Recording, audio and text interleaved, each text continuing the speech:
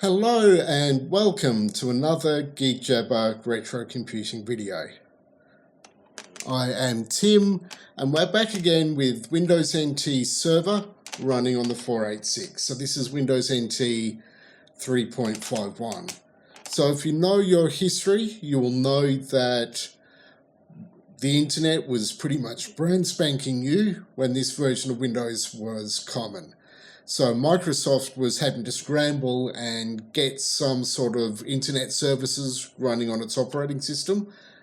So we're going to have a look at today the first version of Microsoft Internet Information Services, which is their web server product, which is still in use today. I will go on the record saying you probably shouldn't use this on a machine that's publicly exposed to the internet. This machine isn't, so this is not accessible from the outside world. The reason is that it's possibly still got more security holes than a colander. So you'd be exposing your machine to potentially any number of vulnerabilities. But because this is sitting on my own private network, we probably don't have to worry about that quite so much. So we're going to start by just quickly running through the setup. It'll take a moment to load. So Microsoft Internet Information Server version 1.0. So we'll just go through and work out what we want to install here. I've already got a web browser on this machine, so we don't need Internet Explorer. So we probably want that, Yeah, we'll leave the other stuff as is.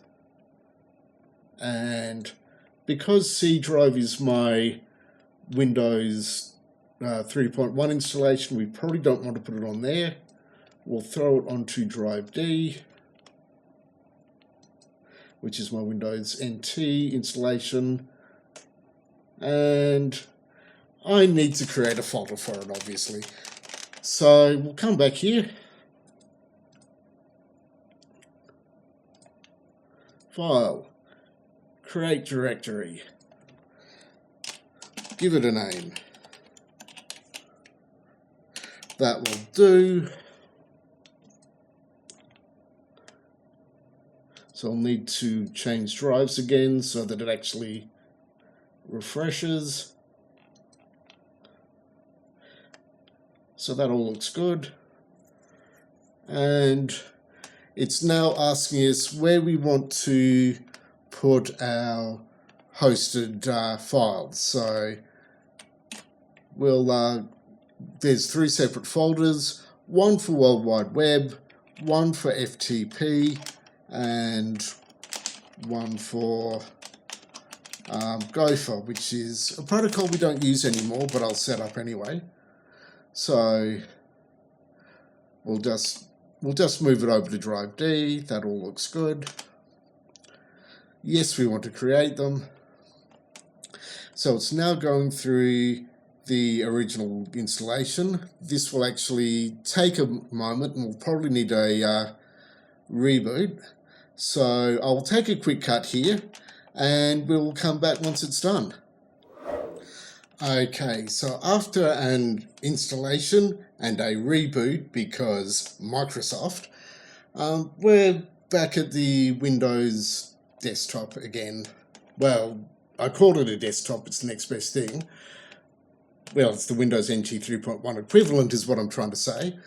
So a couple of just little pointers for you. So when you're setting up the network, you will probably, if this is publicly available, which I probably wouldn't recommend, you will need to come into here, so control panel, network settings, TCP, and then DNS, and you'll probably want to give it a host name up here that actually exists in your domain so that it actually works correctly. Because it's only local, that's probably less critical because we're only doing it internally. Well, we've now got this new group here, the Microsoft Internet Server group. So we can come into the Internet Services Manager, which appears to be taking a moment. Did that work? There we go. So I've got 3 services running: www, Gopher, and FTP. So the one we're worried about for the moment is the www. We can just come into Properties, Service Properties. We've got a few things we can actually set here. So I've got a connection timeout, a number of connections to this particular machine. So this will be the username and password that gets used for authentication. So when it's accessing files on the web server, that's the user account it'll use. It's very important that that's not an administrator account, because otherwise you'll essentially be giving people who access your website administrator privileges, in the sense that if there's a security hole, they could take over your entire system. But for the moment, the default one's fine.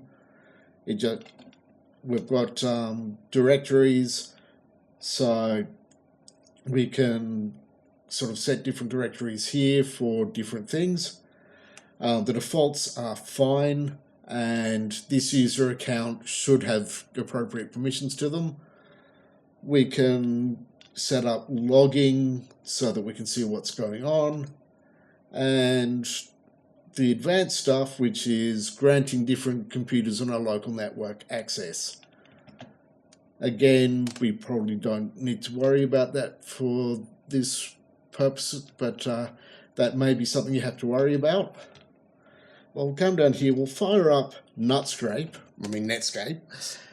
We'll just see if we can actually connect to the web server on our machine. It's taking a moment to start up.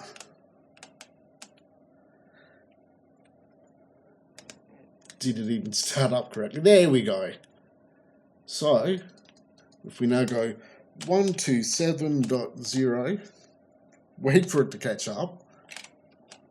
127.0.0.1, Netscape was having a moment. And it is loading. So we've now got Internet Information Server running on our 486. So we could now use this technically to host a website. It's only a fairly early version, so it's only got limited ability to run scripting.